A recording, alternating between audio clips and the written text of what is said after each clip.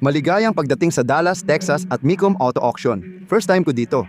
Isasama ko kayo mismo para makita kung ano ang inihanda ng Mecum Auction sa Dallas, Texas para sa atin ngayon. Ako si Craig ng Flying Wheels. Marami na akong naibentang sasakyan sa Mecum at Barrett-Jackson Auction. Nasa Dallas ako para sa event ng mga creator at naisipan kong tingnan ang ilang sasakyan dito. Ilan sa mga alok ng Barrett-Jackson. Ngayon ang unang araw, maaga pa. Kaya tingin ko may magandang deal na makukuha at malalaman mo yon kasama ko. Welcome sa Mecum Auction sa Dallas. Simulan na natin.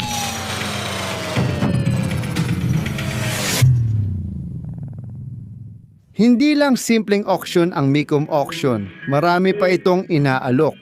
Mula klasikong Corvette hanggang bagong Mustang, pati Chevy Bel Air. May Ferrari, Ferrari Dodge, Viper, American Club Racer at kotse ni James Bond dito. Tingnan mo. Sa tingin ko, ito yung BMW Z8 ni Pierce Brosnan mula sa mga pelikula ni James Bond. Nakalimutan ko kung alin. Baka maalala ninyo. May mga Bronco rin tayo na mahal na ngayon. Kaya sisilipin natin ang presyo ng ilan sa kanila. Tingnan mo, ang ganda ng kondisyon. Naka-display pa sa harap. Hindi ko pa nalilibot ang auction na to. Kaya pareho lang tayo ng unang nakita. Makikita mo lahat yan habang nagcha-charge gamit ang supercharged Hellcat engine charger ng customer. Ayos to. Ngayon, hindi lang tayo manonood ng mga kotse, aakyat din tayo sa auction block. May bidder badge ako. Sana wala akong mabili. Nasa Dallas, Texas tayo, kaya may mga kotse dito na walang kalawang. Hindi ko alam kung anong mauuwi natin. Sana wala. Gawa ito sa carbon fiber. Wow, hindi ko man lang napansin yon nung dumaan ako dito. Hindi lang natin tinitingnan ang mga sasakyan dito, aakyat din tayo sa auction block para makita kung magkano nabebenta ang mga gamit ngayong unang araw. Karaniwan, mabagal ang unang araw. Wow, GT500 NKR. King of the road ay king of the road. Yan ang ibig sabihin nito sa Shelby GT500. Astig talaga. Naiintriga ako kung papayagan ang mga kotse tulad ng ZR1 kasi lampas 100 at 25 na ang mga yan. Naiintriga ako kung mas mura ba ang mga kotse sa unang araw kapag maaga tayong dumating dito o kung mataas ang presyo. Wala talaga akong alam. Malalaman mo rin kasabay ko. Tingnan mo lahat ng Corvette dito. Balang araw, magkakaroon din ako. Kung sapat sa inyo ang manood ng mga video ko, magkakaroon din ako ng Lamborghini Huracan balang araw. Anong maganda sa auction na to? Ang init dito ngayon sa Dallas, Texas. Pagpunta ko sa Orlando, kakagaling ko lang doon. Summer auction nila yon at sobrang init din doon. Kaya buti na lang indoor itong auction na to. Pwede tayong mag-ikot-ikot ng naka-aircon kaysa pagpawisan sa init. Makikita nyo akong pawis na pawis sa muka. Tingnan nyo to, hindi ko pa ito nakikita sa totoong buhay. Sabi dito, TUT. Akala ko iba tawag dito. Nakita ko lang sila sa YouTube. Sabi nila, lumulutang sila at di lumulubog o na-stuck. Ang astig nila tingnan. Dito, may 3-door F200 at 50 Wow Platinum Custom Pickup tayo. 8 ba ito? Kasya ba ang siyam passenger? Oo, 8 pasahero. May captain's chair sa harap, gitna, at 3rd row sa likod. At kung kulang pa yan, may halimaw pa tayo rito. 450 ang Liberator. Ibang bagay ang Liberator, di ba? Walang reserba. May Bentley Continental Gran Turismo Sport tayo. Gusto ko talaga ang Continental Gran Turismo Convertible, walang reserba. Sobrang sulit talaga ng mga to para sa presyo. Bakit kaya? Ayaw ng tao mag-maintenance kasi mahal ito. Kaya bumababa ang halaga nila. Madalas ganito ang nangyayari. Pwede kang makabili ng Bentley Continental sa presyo o mas mura pa kaysa sa bagong Toyota Camry. Ang lupit na ngayon. Nung bata ako, may 1970 Ford Mustang Mach 1 na may shaker hood scoop ang tatay ko. Mabilis lang, 1,700 at 73 taillights ang ipinasok. 1,700, 69 na kausli ang mga taillights. May ventilasyon sa quarter panel at 4 na headlights. May ventilasyon ang 70 at isang headlight sa harap. Shaker hood scoop ang tawag dahil nakakabit ito sa carburetor at gumagalaw kasabay ng pag-uga ng makina. Malaki ang demand sa mga Blazer ngayon, malaking pera ang usapan, walang reserve. 115 orihinal na milya mapupunta sa may-ari ng Blazer na may 15 milya. Tuloy tayo. Mahilig ako sa conversion vans, may 3 anak, aso, at madalas kaming magbiyahe. Mahilig ako sa conversion vans. Dagdag pa, pwede silang magkaroon ng kama, tulad ng ikatlong hanay ng upuan na nagiging kama. Ginamit ko na ito sa maraming konsyerto at natulog na rin dito buong gabi. At saka isang maliit na sikreto, baka may nabuo kaming pangatlong anak dito, baka wala, baka meron, hindi ko alam. Dapat pinangalanan namin siyang van, pero sabi ng asawa ko, hindi pwede. Lalayo ako rito. 6.5L turbo diesel ng DMX 99A M General Hammer H1. Ang natutunan ko sa huling Micam Auction Barrett-Jackson Auction ay may dalawang klase nito. May military Humvee at luxury na Hammer H1. Sobrang mura ang Humvee sa government auction, pero mahal talaga ang mga Hammer. Natuto ako ng mahalagang leksyon. May astig na bagay din dito. Ito ay isang 64 kometa, pero ang talagang kakaiba dito ay ang motorsiklo. Kasama ring inilalagay sa trailer ang parehong kometa cyclone motorsiklo at kotse. Talagang astig itong makita. Wow, napakalinis ng F-150 na yan. Mahilig ako sa lahat ng kotse. Gaya ng nakikita mo, mahilig ako sa lahat ng sasakyan. Ito ay isang 1,900 Ford F, 100 at 50 XLT na may 79,000 milya, walang kakaiba o espesyal, ngunit napakalinis. Kayang-kaya kong pahalagahan ito tulad ng iba. Nandito tayo sa staging lane kasama ang iba't ibang sasakyan tulad ng Camaro, truck at Corvette, pero itong 1,989 Chevy Camaro ang nakakuha ng atensyon ko. Ang Iraq Z Coupe ay walang T-tops. Automatic ito, pero sobrang linis talaga. Tingnan natin, 5.7 litro na VA, maganda di ba? Ang odometer ng 305 ay nagbabasa ng 120 milya. Kaya oo, sinasabi nitong orihinal na 120 milya ng IROC. Ito na may 5.7 LV8. Wow, LT. Isa 350 V8. Talagang astig yan. Napansin ko na nakaayos siya sa araw. Sabado ulit, Biyernes. Tapos malayo na ang Huwebes. Hindi ko muna ipapakita ang mangyayari sa Sabado. Gusto ko munang makita ang nangyayari ngayon at panoorin silang tumakbo. Pero bago ko gawin yon, tingnan nyo muna ang Batmobile, jet para sa Batboat at Buck Rogers jet. Talagang malinaw ito. Ayos lang siya. Tara na tayo sa auction ngayong Huwebes. May paparating na Bronco at talagang perpekto ito. Makikita mo ang parada ng mga kotse na dadaan. Nakakatawa na kahit mahal ang mga kotse, hinahatak at itinutulak pa rin papasok. Oh, Grand Wagoneer, diretso mula sa... Anong masasabi mo, Bob? Alam ba ng iba ang reference na yon? Meron tayong F250 Power Stroke Buick Riot H2 Hammer XK 8X JSV2. Nasa Cadillac Eldorado convertible ako. Oo, tapos maglalakad tayo pababa dito hanggang Huwebes. Sa tingin ko may electric fan itong tao na to. Pinapahanginan lang ang popcorn, hindi ko mapigilan. Kailangan ko ng popcorn. Maging tapat ka. May electric fan ba kayo? Pinapahanginan mo ba ang popcorn doon? Naamoy ko na. Salamat. Naamoy ko ito. Hahanapin ko ang pinagmulan. Pwede bang makahingi ng maliit na bag? Paalala, itanong muna ang presyo bago umorder. Itong bag ng popcorn na nakuha ni Patrol, $10. Hindi naman ganong kamahal sa sinehan. Shacklehead, anong iniisip ko? Tara, punta tayo sa auction lineup sa Huwebes. Nasa Huwebes section na ako. May kakaibang tunog sa ibaba. Ano kaya yon? Narinig nyo ba yon? Astig talaga.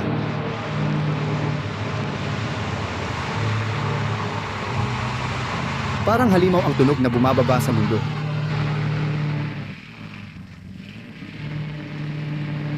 Sige, susubukan kong di magsalita habang may popcorn sa bibig ko. 69 lang na Firebird Trans AM convertible ang may ganitong ilaw sa harap noong taon na yon. 67, 68 ay may ibang mga ilaw sa harap, ibang side scoops. At ang 67 at 68 ay may optional na tachometer sa hood. Ayan, nandyan na. Puti ang interior, puti ang bubong, puti ang katawan. Ang nakakatuwang kwento, nagkaroon ako ng 69 na Mustang na masyadong mabilis para sa akin. Pinabenta sa akin ng nanay ko yon nung ako'y 16 na taong gulang. Paulit-ulit ko nang naikwento yan. Bumili ako ng Ford Probe, tapos ibinenta ko rin ang Ford Probe. Bumili ang tatay ko ng 69 na Canary Yellow na Pontiac Firebird para sa akin. Parehong kotse na convertible na may itim na interior. Pininturahan niya ng puti, nilagyan ng asul na guhit sa hood at sa trunk. Naging may-ari ako ng 69 Firebird noong 17 ako. Akala ko astig yun para sa akin, tatay ko, at mga lalaki. Pero ayaw ng mga babae, nahihiya at ayaw nilang sakyan. May girlfriend ako noon na nahihiyang imaneho ang Firebird ko. Maisip mo ba na kasama na tayo sa auction block ng Huwebes? Silipin natin ang mga kandidato ngayon. May ilang Bronco akong hinahanap tulad ng 89 Bronco dito at iba pang sasakyan. Huwebes na at puro red flags ang sasakyan na ito. Ipakikita ko sa iyo kung ano ang tinitingnan ko sa mga sasakyan at bakit. Mag-ingat sa online bidding kung di mo ito nakikita. Ngayon, lahat ng nandito ay binebenta bilang red light. Ibig sabihin, kung paano mo ito binili, iyon na agad. Ibinebenta ang sasakyan na ito bilang no reserve o no reserve. Ang pinakamataas na magbid ang mananalo sa sasakyan na ito, kaya pwedeng may makakuha nito ng mura. Kung sino ang pinakamataas na magbid, kanya na ito. Ngayon, sinabi ko na may ilang red flag. Una, kung titingnan mo ang pintura, may natutuklap. Nakarap pala ang buong sasakyan. Bakit kaya ngayon nakarap ang buong sasakyan? May mga natutuklap din sa iba't ibang bahagi. Wrap din yan. Natutuklap dito mismo. Ngayon, may bagong clutch na ito. Bakit kaya pinalitan agad?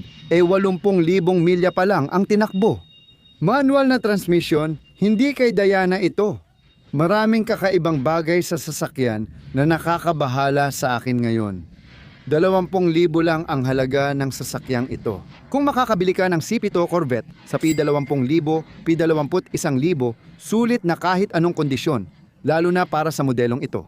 Magandang malaman muna kung ano ang makukuha at binibid bago sumali at magbid online. Mag-ingat kayo. Gusto kong ipakita at tanungin tungkol sa maliit na Red Express truck na may Hot Wheels na version ako. Astig talaga ang truck na gawa ng Dodge. Ang astig pa rin makita ang ganitong klase ng truck sa ganitong kondisyon. Ang maliit na Red Express truck ay 1,900 70 Dodge pickup. Ang Troxion 70 ay umaandar pa rin ngayon. Katulad noong unang bahagi ng dekada 90, hindi masyadong umusad ang Dodge hanggang sa ginawa nila ang mas bagong henerasyon ng 76 Ram. May isa pa akong tanong. Gumagawa ako ng car content para sa iba't ibang tao. Kaya kausap kita ngayon. Anong content ang gusto mong mapanood dito? Nag-iisip ako kung kailangan ko ng maraming channel para sa iba't ibang car content.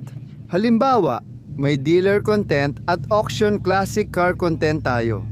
May business at life vlogs din tayo. Lahat nasa isang channel. Pag binabanggit ko ang paglipat ko, naiinis ang mga mahilig sa kotse.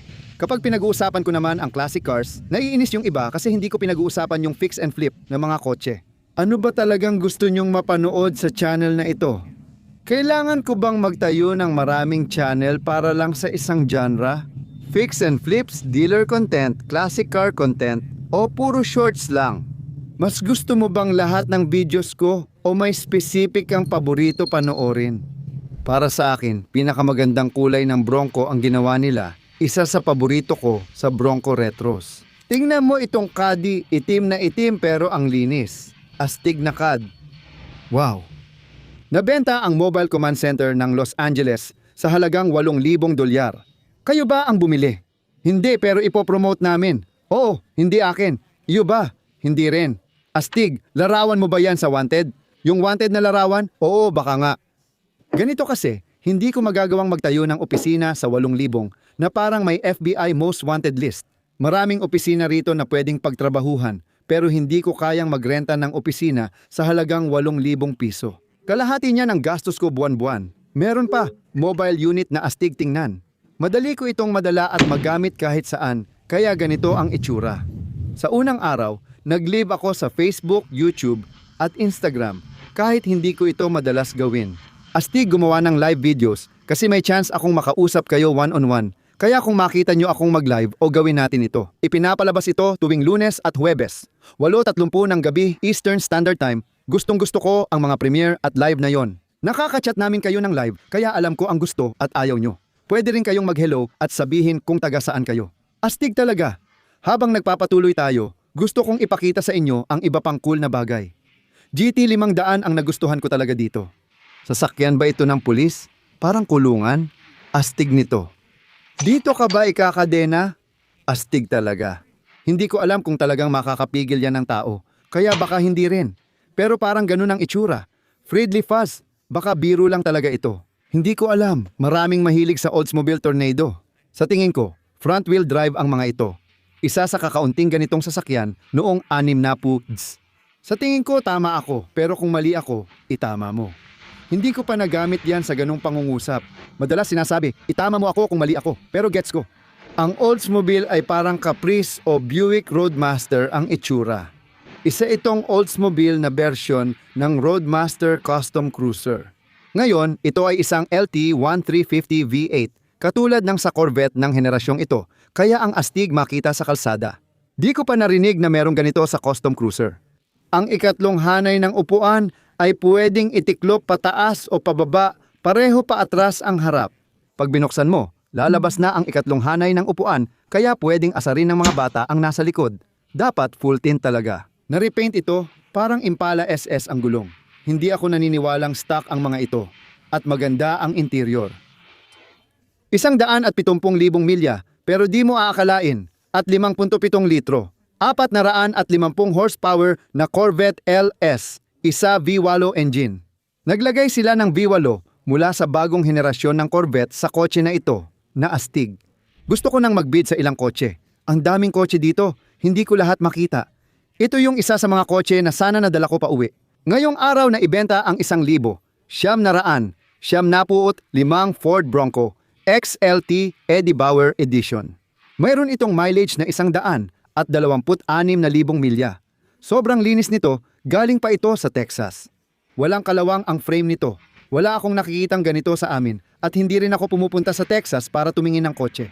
Namimili ako ng kotse dito sa Texas. Ang astig, di ba? Trabaho ko.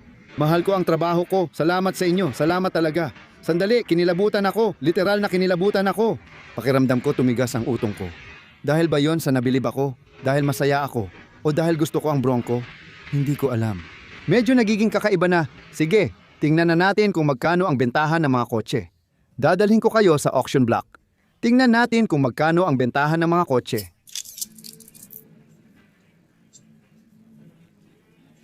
Labintatlo, may nag-aalok ba ng 12,800? May maglalabas ba ng 13? May nagbid ng P12,000, may mag-aalok ba ng P13,000 huling kotse na ito? May naglabas na ng P150,000, kaya ngayon P150,000 na rin ako. Meron tayong 100 at 100,000 bid. 100, kukuha ka ng 30, may magbibid ba? 40, ilagay mo sa 40. May maglalabas ba ng 40? 50,000, sige 50,000 dito. Kukuha ka ng 60,000, magbibid ka ng 50. May maglalabas ba ng 60,000? Meron akong 50,000. Kukuha ka ng 60, 55,000 at 5,000. 60 at 55, 60 na ngayon, 5,000 at 60 bid. Kukuha ka ng 60, magbibid ka ng 65,000. May bid akong 60,000, 65,000 para dito. Meron akong 60, may magbibid ba ng 65,000? May kukuha ba ng 60? May magbibid ba ng 65,000? 60 bid, 65,000. Kung magbibid ka ng 65,000 kay, di mo na kailangang panoorin ang video, titingnan mo na lang. Gawin na lang nating 60,000, malayo na tayo sa bahay. May ganito ring kotse ang lolo ko. Binili namin yon ng 18,000. Gumastos kami ng 2,000 at 500 para sa transmission dahil walang reverse, tulad ng 57 Ford T-Bird. May porthole windows ito. Yung sa lolo ko may fifth wheel sa likod at extended bumper. At may side skirts din. Mas maganda ang kondisyon nitong isa. Interesado akong malaman kung magkano ito mabebenta. At habang nandito na rin tayo, heto ang isang Bronco. Hindi mo ba gusto ang kulay? Ayoko niyan, truck kasi. Ano tawag mo rito? Truck talaga yan. Di ko gusto, pero astig kahit wala na ang bubong. Natanggal ba to? Oo, nakataas ang T-Bird. Ay, gusto ko yan. Nagsisimula sila sa 100. 20 bid, makakuha ka ng 25. At bumaba sila sa 20. 25,000 at 27,000 dolyar. Sige, makukuha ko pa rin pera ko sa T-Bird. Kahit mas malinis pa yon kaysa sa akin. 27, 28. Nakakabilib ang Corvette, lalo na ang 57 model na kayang umabot ng 100. Katulad din ng T-Bird noong taon na yon, parehong V8 at body style. Napakamahal, umaabot ng P28,000. 20,000 dolyar sa mga Thunderbird, 27, 28, 27. Mahal, makakakuha ka ng 28,000 dolyar. 27. Hindi nabenta ang Wild So Cheap noong 70 Bronco, 27,000. Siguro ito na ang pinakamurang Bronco na nakita ko kamakailan. 28, ngayon 30 po ang bid, 32, 30 ang bid, 32. Di ko alam tawag mo dyan. Di ko masyado gusto, pero mura naman. Makakakuha ka ng 32,000 at 32,000, di ba? 32,000 dolyar. Ngayon na, pinakamura pa rin ito sa lahat ng nakita ko, kahit na hindi ko ito gusto. 34, 35 na ngayon, 35,000 makukuha mo, 35 dito, makukuha mo ang 35. Isang 19 na daan at 70 bronco para lang sa 35,000 dolyar. Bid ang 34,000, isara na. Ipapakita namin itong Trans Am para sa mga tao, partikular na tulad ng tatay ko, 60 taong gulang. Gusto nila ito noong high school, kaya na nila itong bilhin ngayon. Ito yung pinakita ko kanina, nagamit na ang kondisyon. Maayos ang kondisyon kahit gamit na. 6.6 LB8 na repaint, pero malinis pa rin kapag pinaandar. Pang araw-araw lang ito, hindi pang koleksyon. Nasa dolyar 47,000 na ang presyo, kaya di ganun kaganda ang mga ganitong kotse. Hindi ito pang koleksyon o pang show car. Umaabot na ito ng 30,000, kaya dati wala itong halaga, ngayon nasa 30,000 dolyar na. Lahat ng iba 20 siyam. Walang tumaya, kaya 29 na tayo ngayon. Lahat ng iba 3,000 at 1,000, kaya ibebenta ito ng 29,000 dolyar. Gusto naming malaman ang opinion mo tungkol sa kotse na yon. Pangkaraniwang driver lang para sa 30,000. Kung matagal ka nang nanonood, alam mo na. Nagparada ako ng matitibay na trailer na binebenta ko na ngayon. Gumagawa rin sila ng ganitong trailer. 20-24 easy haul, 22 para sa trailer. May spoiler ito at may pinakamalaking side door sa magkabilang gilid. 20,000. Dagdag pa ang bayad sa auction. 10%, kaya dagdag na 2,000 para sa 21,000 dolyar. Kung interesado ka sa mga ganitong bagay, kaya ko itong kunin para sa iyo. Mas mababa pa dyan. Pumunta ka sa aking website durabletrailers.com/flying wheels. Pwede kang pumili ng kulay at umorder ayon sa gusto mo. Umaakyat pa rin, walang hiya ang pag-promote. Uy, sira ang bintana ng Coop. Tingnan mo. Uy, may kakilala akong halos 1 taon ng may-ari ng kotse nito. Diyos ko, gusto ba niya to? Ito ay dadaan sa Scrambler, Mustang, at pagkatapos Corvette. Naiintriga lang ako kung magkano ang aabutin nito.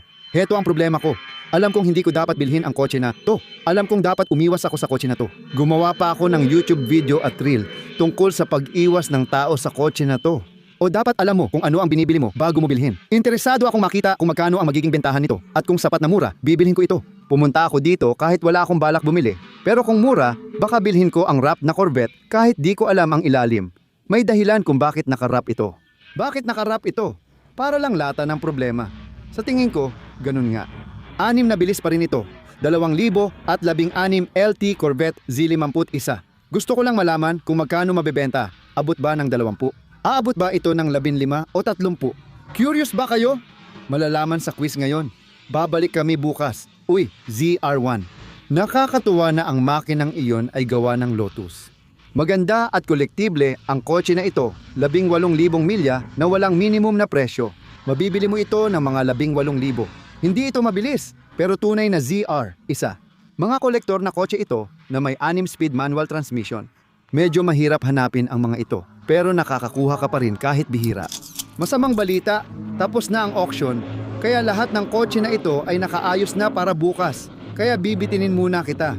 Pasensya na, may mga astig na bagay sa unang araw ko at ikalawang araw ng auction. Sana naging kapaki-pakinabang ito. Maraming astig na bagay. Maaga akong pupunta bukas. Panoorin natin lahat ng mangyayari. Hindi ako magkaka-Corvette, pero pupunta ako dito bukas ng maaga para manood at malaman. Kahit ayokong malaman pero gusto ko rin. Ang pangalan ko ay Craig mula sa Flying Wheels. Kung gusto mo ang ganitong klase ng content, siguraduhing mag-subscribe sa ibaba. At kung nagustuhan mo ang video na ito, pakipindot na rin ang like button. Pabor ito para sa akin at nakakatulong sa mga video ko. Salamat sa panonood at suporta. Nagagawa ko ang gusto ko dahil pinapanood ninyo. Sana naging edukasyonal at nakakaaliw ito. Kita-kits ulit. Salamat, paalam.